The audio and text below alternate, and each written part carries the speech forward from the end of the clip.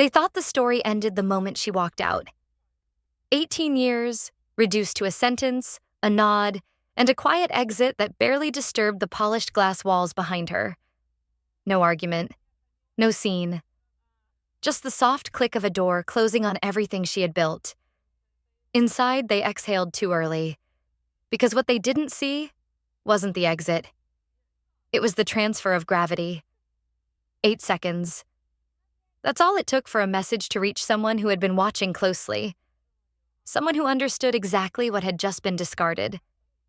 And in rooms far more expensive than theirs, screens lit up. Numbers moved. Attention shifted. Because sometimes the most dangerous move in a system isn't firing someone. It's revealing their value to the wrong people. By 9:12 a.m., the building had already decided she no longer belonged to it. Not officially. Not in any memo you could forward or archive. But in the way conversations shortened when she approached. In the way eye contact broke a fraction too early. In the subtle choreography of people already adjusting to a version of the company without her. Glass walls have a way of reflecting more than they reveal. She noticed everything. The assistant who used to smile now nodded instead. The manager who once asked for her input now avoided her calendar. Even the system, her system, felt different, as if someone had already started preparing it for a new owner. 18 years doesn't disappear loudly. It erodes. Quietly, strategically. Until one morning you realize you're no longer part of the architecture, just a temporary function inside it. She didn't rush. That was the first thing that unsettled them. No defensive emails, no last-minute meetings, no popitki ispravit situaciju. Instead, she moved with the same precision she always had. Reviewing numbers, aligning reports, closing loops no one else even knew existed. Because she understood something they didn't. When systems are complex enough, removal is never instant. There's always a lag, and in that lag, control lives. At 10:03, the meeting invite arrived. Subject line, role transition discussion. Clean, neutral, almost polite, almost. She opened it, read it once, and didn't react. No spike of emoji, no visible shift. Just a slight pause. The kind you'd miss if you weren't trained to notice patterns. Across the floor, someone was already watching her. They wanted a reaction. People always do. They expect noise, resistance, something they can point to and say, "See? This is why." But she gave them nothing, because reactions create records, and records can be used. At 10:17, she walked into the room. The CEO didn't stand. He didn't need to. Authority, in his mind, was already settled. "We've decided to move in a different direction," he said, as if reading from something rehearsed but intentionally memorized to feel spontaneous. No acknowledgement of time, no recognition of scale. Just a decision, presented as inevitability. Around the table, silence performed agreement. She listened. Not to the words, those were predictable, but to the structure behind them, the gaps, the omissions, because what isn't said is usually more expensive. "We found someone who aligns better with where we're going." There it was, replacement. Clean, efficient, final. She nodded, calmly, precisely, as if confirming a detail in a report. And that's when the room shifted, just slightly, because they expected friction. And instead, they got acceptance. But acceptance in the wrong hands is indistinguishable from strategy. She didn't argue, didn't negotiate, didn't ask why. Those questions are for people trying to stay. She wasn't. "Understood," she said. One word. No excess. And for a moment, it felt like control had fully transferred. Like the system had already updated itself. Like the outcome was sealed. But systems like this don't break at the point of impact. They break at the point of dependency. And no one in that room had asked the only question that mattered. What exactly had just been removed?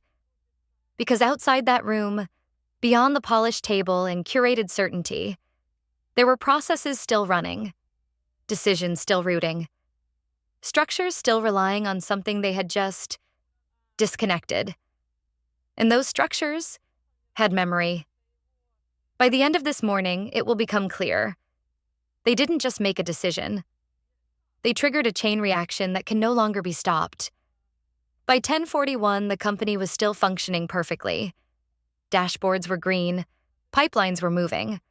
Nothing, at least on the surface, suggested that anything irreversible had just happened. That's the illusion of well-built systems. They don't fail immediately. They continue just long enough for the mistake to feel justified. On the operations floor, someone refreshed a report and frowned. A minor delay. Nothing critical. Not yet. In finance, a reconciliation task looped once, then twice, before resolving itself. An anomaly. Logged. Ignored. Because systems are designed to compensate, to absorb shock, to smooth over gaps. But compensation has limits, and no one had calculated how much of that system depended on one invisible layer, the one she had spent years building, refining, protecting from exactly this kind of decision. At 11:06, the first escalation request was drafted. It wasn't urgent, not flagged high priority, just unusual. A dependency path wasn't resolving. A dataset wasn't validating against its own logic. Someone assumed it was a permissions issue. It wasn't. It was a memory issue. Because what she built wasn't just process. It was context. And context doesn't transfer. Back in her office, still technically hers, she was finishing something they didn't know existed. A final alignment. Not sabotage, not revenge. Just closure. Every system has edges, places where continuity depends on a specific understanding, a nuance no documentation can fully capture. She knew exactly where those edges were, because she designed them. At 11:18, her screen displayed the last sequence, a quiet confirmation. No alerts, no warnings, just a system acknowledging that a key node was no longer active. Elsewhere, they didn't see it. Not yet. They were still in the comfort window, that brief period where everything appears stable, even elegant. The CEO had already moved on to the next meeting. The replacement had already been introduced. Handshakes, smiles, forward-looking language. Exciting direction. Fresh perspective. Words that always sound expensive, until they are. At 11:27, the first real fracture appeared. A report failed to generate. Not delayed. Failed. Someone retried it. Same result. They escalated. Still not urgent, but now noticeable. At 11:31, a second system flagged an inconsistency. Two sources that had always matched suddenly didn't. A variance small enough to question, large enough to matter. Questions began to form. Quiet ones, internal ones, the kind that move faster than emails. At 11:34, someone asked the simplest question in the building. Who owns this flow? Silence. Not the dramatic kind. The operational kind, where no one immediately answers because everyone assumes someone else will. But no one did. Because ownership in this case wasn't assigned. It was embodied. And that embodiment had just walked out of the building. Back in the conference room, the replacement was explaining a plan. Clean slides, confident tone. But one question, small, precise, cut through it. How does this integrate with the legacy routing logic? A pause. Just long enough. Because legacy in this company didn't mean old. It meant foundational. And no one in that room fully understood it. Except the person they had just replaced. At 11:39, the system attempted another compensation cycle. It failed, this time, visibly. An alert triggered, then another. And suddenly the illusion, that fragile, carefully maintained illusion, began to crack. Not loudly, but definitively. Because when a system loses context, it doesn't collapse instantly. It fragments, small breaks, disconnected outputs, decisions that no longer align, and each fragment costs. At 11:42, an external partner sent a message. Short, direct. Can you confirm the deal routing? We're seeing inconsistencies. That message didn't go to her. It couldn't. It landed on a team that had never had to answer that question alone. And for the first time that day, they realized something was missing. Not a role, not a person, a layer. The one that translated complexity into certainty. The one that made a $60 million deal feel routine. Across the city, in a different building, someone opened a file. A familiar name appeared on the screen. A history of decisions, a pattern of precision, and a gap, recent, sudden, unexplained, interest sharpened. Because in systems like this, talent isn't just valuable, it's transferable. And sometimes, timing is the only signal that matters. By 12 o'clock, they will still be trying to stabilize the system, but it will already be clear. This isn't a failure. It's an absence. And someone else has already realized it. If you've ever seen a system shift like this, not with noise, but with silence, you already understand what just happened. And if you're still watching, you're seeing it unfold in real time. Because moments like this don't announce themselves. They reveal themselves, slowly, precisely, to those who pay attention to structure, not surface. So before we go further, drop a comment. At what moment did you realize the system had already lost control? Hit like if you've ever seen value underestimated, right before it became expensive.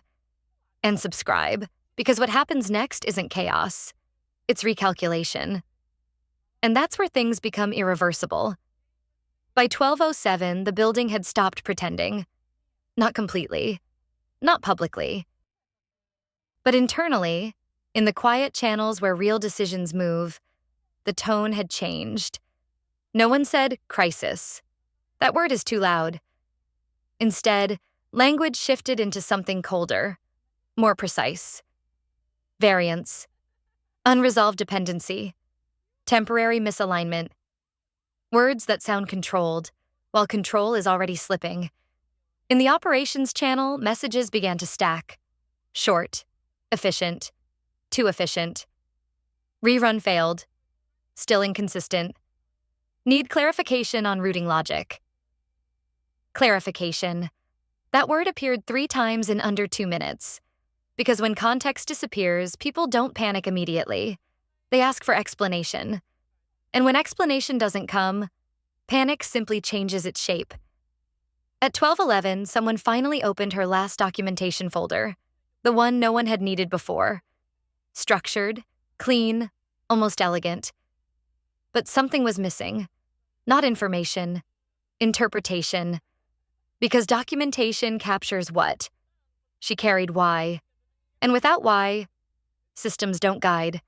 They guess. At 12:14, finance halted a partial validation. A small one, $2.8 million exposure. Contained, manageable. For now. At 12:16, a second hold was triggered, $7.4 million. Different stream. Same root issue. Someone finally said it out loud. This connects to her layer. Not her role. Her layer. That word changed everything. Because roles can be reassigned. Layers have to be understood. And understanding takes time. Time they no longer had. In the executive corridor, doors that usually stayed open were now closed. Not locked. Just shut enough to signal that conversations inside were no longer for the floor. At 12:19, the CEO received the first consolidated summary. 3 lines. No adjectives. Just numbers. And a final note. Escalation likely if unresolved within 30 to 45 minutes. He read it once. Then again. Because the numbers weren't large enough to justify concern. Yet. But they were aligned in a way that felt familiar. as if something central, not visible, but critical, had been removed. Across the table, the new hire was still speaking, still presenting, still trying to establish authority in a system that no longer behaved predictably. And for the first time, their confidence didn't land. Because authority in structured environments doesn't come from position. It comes from continuity. And continuity had just broken. At 12:23, an external flag arrived. Not a complaint, a hesitation. We're pausing confirmation until routing is verified. That's how $60 million deals slow down. Not through rejection, through doubt. And doubt compounds faster than error. Someone in legal asked a quiet question. Who validated this transition? No one answered immediately, because validation in this case had been assumed, not executed. At 12:26, the system attempted a fallback sequence, a rarely used path designed for resilience. It initiated, processed, then stopped. No error, just no completion, which is worse, because errors can be fixed. Silence has to be interpreted. Back at her desk, now technically no longer hers, her screen was dark. Everything closed, everything aligned, no loose ends, because she hadn't removed anything. She had simply finished her part. And systems don't break when something is taken. They break when something essential is no longer maintained. At 12:31, someone finally said the sentence no one wanted to be the first to say, "We need to call her." Silence followed. Not resistance, recognition. Because calling her would mean admitting something far more expensive than a technical issue. It would mean admitting miscalculation. And miscalculation at this level carries a cost far beyond numbers. Across the city, in that other building, the file had already been reviewed twice. Patterns confirmed. Dependencies mapped. Impact estimated. No hesitation. Because from the outside, it was clear. What had been removed wasn't a person. It was leverage. And leverage always finds a new owner. By 12:35, they will already be discussing her return. But the question won't be whether she will come back. It will be, on what terms? By 12:38, the conversation was no longer about systems. It was about terms. Not written yet, not formalized, but unmistakably present in the way decisions were now being framed. How fast can we stabilize? What's the exposure if this extends? What are our options? Options. That word only appears when control has already shifted. In the executive room, the energy had changed. Not chaotic. Worse, measured, because panic reacts. But recalculation negotiates. At 12:40, the CEO finally asked the question he had avoided since 10:17. What would it take to restore continuity? No one answered immediately, because continuity in this case wasn't a switch. It was a relationship. And relationships don't respond well to being replaced. Across the table, someone from legal adjusted their tone. Careful, neutral. If we engage, we need to define scope. Scope, another precise word. Because they understood something now. She wouldn't be coming back as an employee. At 12:43, finance updated the exposure. $12.6 million. And climbing. Not lost. Not yet. But suspended. Frozen in a state that prevents growth, blocks movement, and quietly accumulates pressure. And pressure in structured systems doesn't release. It escalates. At 12:45, the external partner sent a second message. Shorter. Colder. We're redirecting attention until confirmation is provided. That's how deals don't die. They migrate. Across the city, in that other building, the same deal was now open on a different screen. Same numbers, different context. And context changes value. The lead investor didn't need a full briefing. Just one question. Is she available? A pause. Then, yes. No hesitation. No committee. no delay. Because in environments where decisions move fast, clarity is currency. And they had just been handed both. Back in the original building, someone drafted the message. Version 1, too formal. Version 2, too direct. Version 3, too late. Because timing, once lost, doesn't reset. It compounds. At 12:48, the CEO read the draft, deleted 2 sentences, rewrote the opening line, then stopped. Because tone in moments like this isn't stylistic. It's strategic. Too confident, and you sound unaware. Too soft, and you signal weakness. And she would notice. She always noticed. At 12:50, the system triggered another alert, this time tied directly to the deal. Routing incomplete, validation pending, external confirmation, on hold. The $60 million number, once stable, predictable, was now fluid. And fluid numbers make people nervous. At 12:52, someone finally asked, "What if she doesn't respond?" Silence. Because that scenario had no clean model, no fallback, no elegant solution, just cost. And not just financial, reputational, operational, structural. Because once a system reveals dependency at this level, it doesn't forget. At 12:54, the message was sent. Simple, carefully worded, no mention of urgency, though urgency saturated every line. No admission of error, though error defined the moment. Just an opening. A controlled attempt to reestablish a connection that had been severed too cleanly. Across the city, her phone lit up. She saw the name. Didn't open it immediately, because response timing is also leverage. Outside, the day continued as if nothing had changed. Traffic moved. People walked. Decisions happened in buildings that would never intersect. But inside these two systems, separated by distance, connected by one decision, everything had already shifted. Because this was no longer about being replaced. It was about being revalued. And revaluation rarely happens on the original terms. By 1300, it will become clear who truly controls the situation. But it will already be a different dynamic. A dynamic in which silence costs more than words. By 12:59, both buildings were waiting. Not for data, not for confirmation. For her. In the original office, screens were still active, alerts still blinking, conversations still moving in controlled loops that no longer resolved anything. They had done everything correctly. Escalated, documented, aligned internally. And yet, nothing moved. Because systems don't respond to effort. They respond to structure. And the structure, the one that made everything flow, was now outside the building. At 13:01, she finally opened the message. Read it once. No visible reaction. No shift in posture.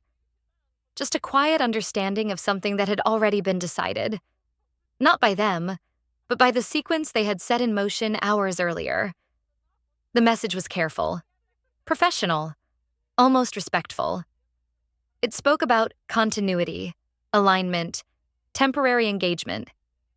It avoided the one word that mattered, return, because they knew. She wouldn't. At 13:03, a second message appeared. Different sender, different tone, direct, clear. Available for a quick call? We'd like to discuss a transition opportunity. Terms flexible. No hesitation, no subtext, just intent. She looked at both, side by side, two systems, two approaches, one still trying to restore what it had lost, the other already calculating what it could gain. And in that moment, the decision wasn't emotional. It was architectural, because she didn't belong to either company. She belonged to the layer both of them needed. At 13:05 in the original building, someone refreshed the dashboard again. Still unresolved. The same alerts. The same silent gaps where certainty used to be. But now there was something else. Time. Not the passing of it. The cost of it. Because every minute without resolution wasn't neutral. It was expensive. At 13:07, the CEO checked his phone. No response. Not yet. And for the first time that day, uncertainty stopped being theoretical. It became personal. Because control, once assumed, had now left the room. Across the city, the investor was already preparing terms. Not reactive. Strategic. Because they understood the moment. This wasn't hiring. This was acquisition of leverage. At 13:09, her phone was still in her hand. 2 messages, 2 directions. One trying to rebuild the past, the other offering control over the future. She chose neither. Not immediately. Because the most powerful move at this stage is not choosing. It's defining the conditions under which a choice becomes possible. At 13:11, she replied. 1 message. Short. Precise. Available after 1400. Send scope and decision authority. No emoji. No explanation. Just structure. In the original building, when the notification appeared, it didn't bring relief. It brought clarity. Because now it was no longer about whether she would respond. It was about whether they could meet what she would require. And that question was far more expensive. Across the city, the reply landed differently. Not as a challenge, as confirmation, because they were already prepared. At 13:14, both sides began drafting. Not emails, terms, because the system had fully shifted, no longer reacting to her absence, now negotiating for her presence. And presence at this level is never free. By 13:20, the numbers would change again. Not on dashboards, on contracts. Because what started as a replacement had become a revaluation event. And in systems like this, revaluation doesn't restore balance. It resets it. Quietly. Precisely. Irreversibly.